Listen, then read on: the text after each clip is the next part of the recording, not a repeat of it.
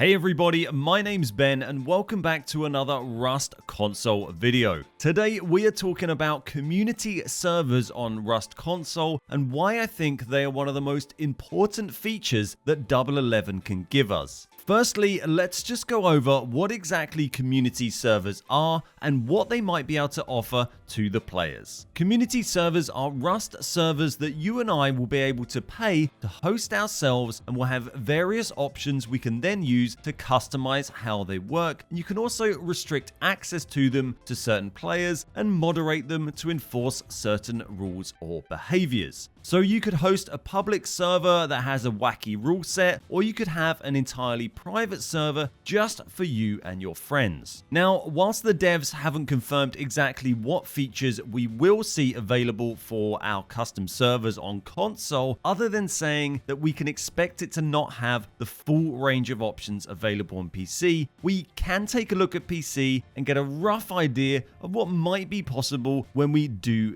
get them. Some examples of the sort of thing we are likely to be able to create in these custom servers includes servers with restrictions on team sizes, such as solos or duos only, servers with boosted gather rates or different wipe times, such as daily wipes or bi-weekly or bi-monthly wipes, servers that have restrictions on offline raiding or PvP only being allowed in certain areas of the map, and of course build servers for practicing your building and gun training servers for practicing your shooting. So those are some examples of what might be possible when we get community servers, and so far we don't really have any firm indication of when they might be available. Double 11 initially said they wanted to let official servers get up and running first and try and get customs out within a couple of months. But given that we are now around a month and a half into the game's full release and we haven't really seen any content updates so far, as the team has been trying to work on performance issues and bugs, this seems very unlikely. Personally, I'd be surprised if we got custom servers anytime before September, given the slow progress we have seen for the updates so far, but hopefully I can be proven wrong here. Now, there are several reasons why I think community servers are one of the most important things the devs can give us in order to push the interest in the game back up, but it mostly comes down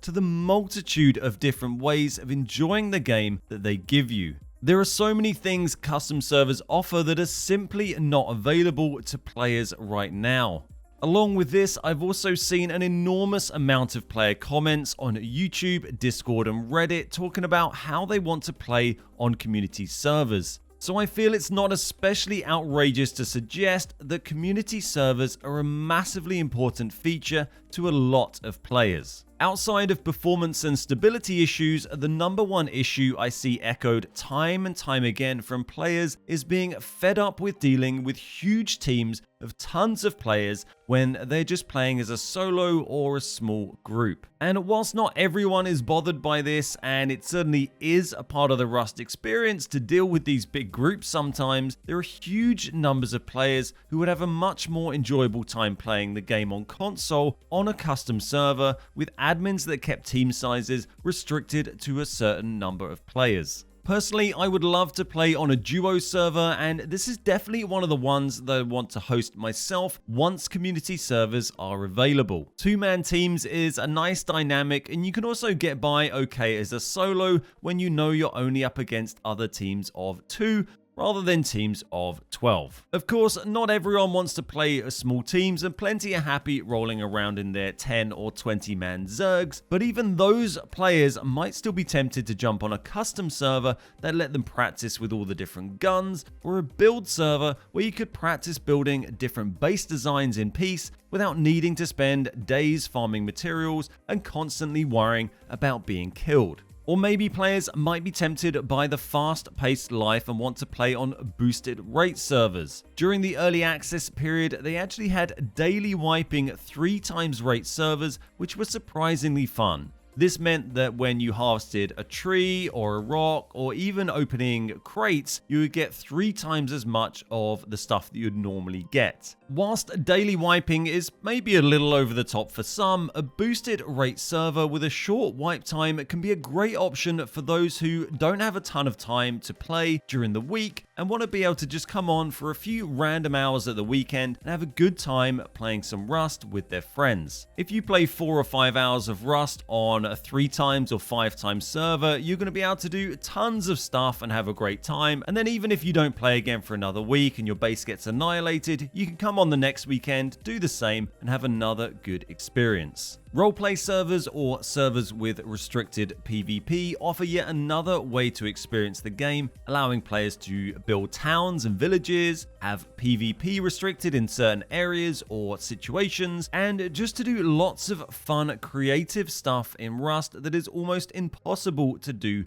on official servers. Now, there is no guarantee, of course, that all of those things will be possible with the feature set that 011 gives us, but hopefully most of them will be workable in some kind of fashion. By far the most common thing I hear from the Rust console community with regard to custom servers is the wish to play somewhere with restricted team sizes. And whilst I know people would love that to be something we could see on official servers, it just simply wouldn't work. In order to enforce team size limits, you need to have active admins who can monitor and ban people who team up beyond those limits, because even if you can't invite people into your team, you can still team up anyway. Obviously, it's not practical for the devs to hire a ton of admins to run these servers, so sadly we'll all have to wait for community ones and we can get our own team of admins. The second most called for custom server has to be the AIM training server. On PC, you get all sorts of different gun servers. Some of them you spawn in with guns and you can shoot at bots with all sorts of different weapons without needing to farm anything or worry about other players. These servers are obviously insanely useful in allowing you to improve your Rust PvP skills, especially given that Rust on console just has exactly the same recoil as on PC,